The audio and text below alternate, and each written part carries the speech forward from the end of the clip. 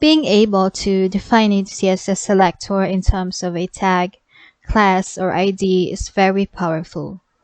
But it's not practical to place classes on every tag in your document, much less to put unique IDs throughout. It's also inconvenient to constantly repeat CSS rules. But by combining composing selectors, all that can be avoided. So let's say we want to make all our block code tags, um, Q tags or code tags, and anything with speech in its class string to be red italic text. How might we do that? So we could make 3 separate rule sets, or better, we can separate our selectors with commas before one rule set. So this is an example of that. We have 3 separate CSS rules, and we can also join them since they have similar properties, so we can join them using commas.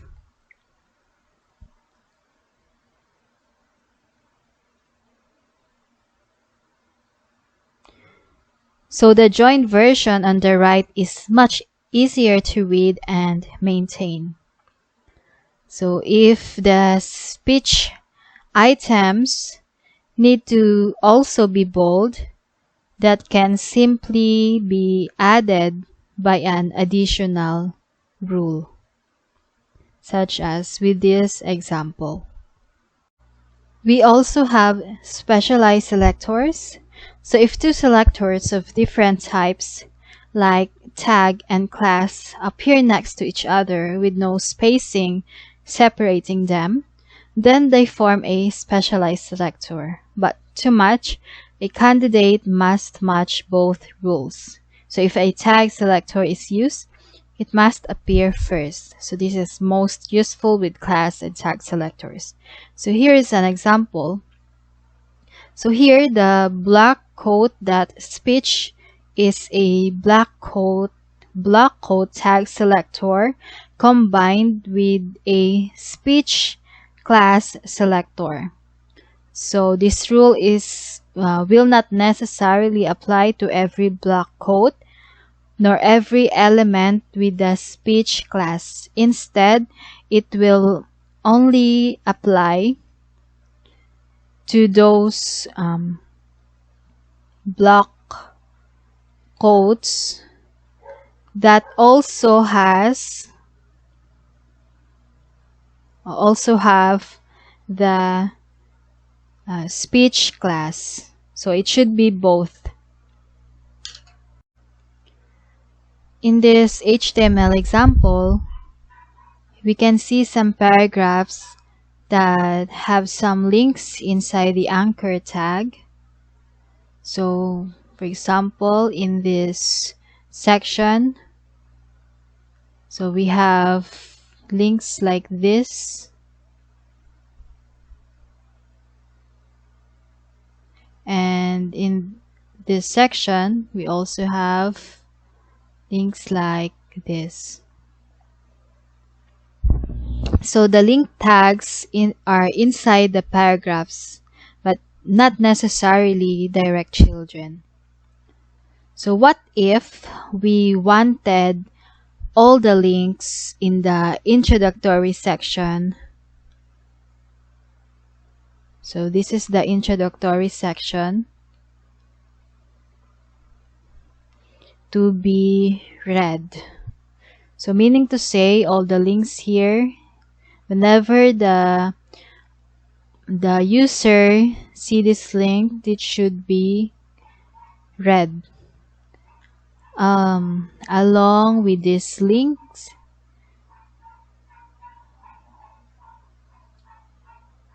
No.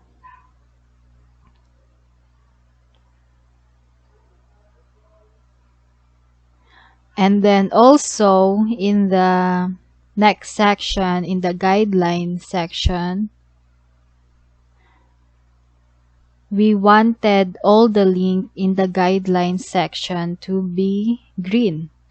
So here, where are other links here? Here, here, and here. Okay.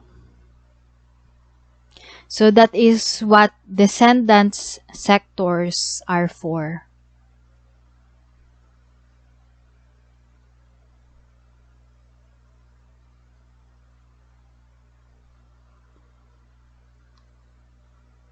So here is an example of for the problem we are facing. So here in the intro section, so we merely separate the tag, identifier, or class selectors by space. But in this rule, we see that the selector will match any anchor tag or a tag that is a descendant of the intro. So the anchor tag can appear directly within intro or be buried within its children. So here's the result. So where do we get this intro?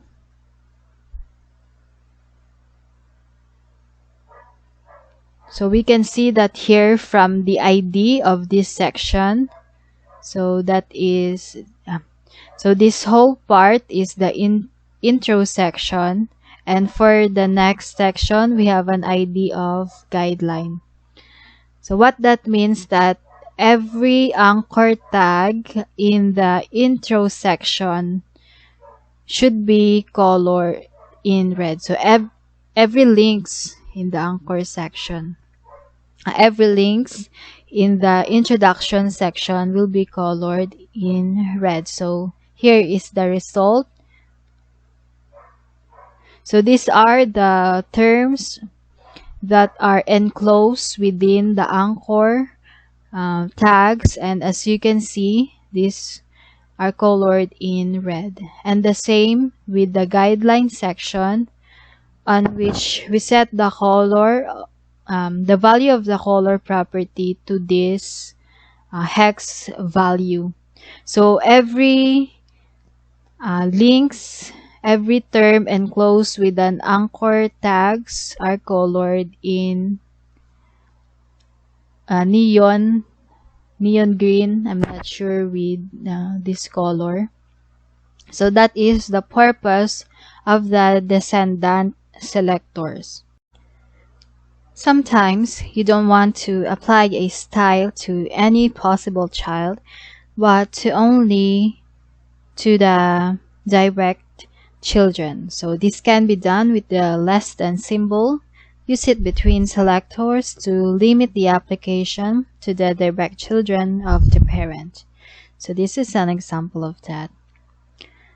And for the everything selector, so the asterisk can be used to match any tag. So by itself, it is only marginally useful, but combined with other selectors in a descendant selectors, it can be pretty useful. So here's an example of that.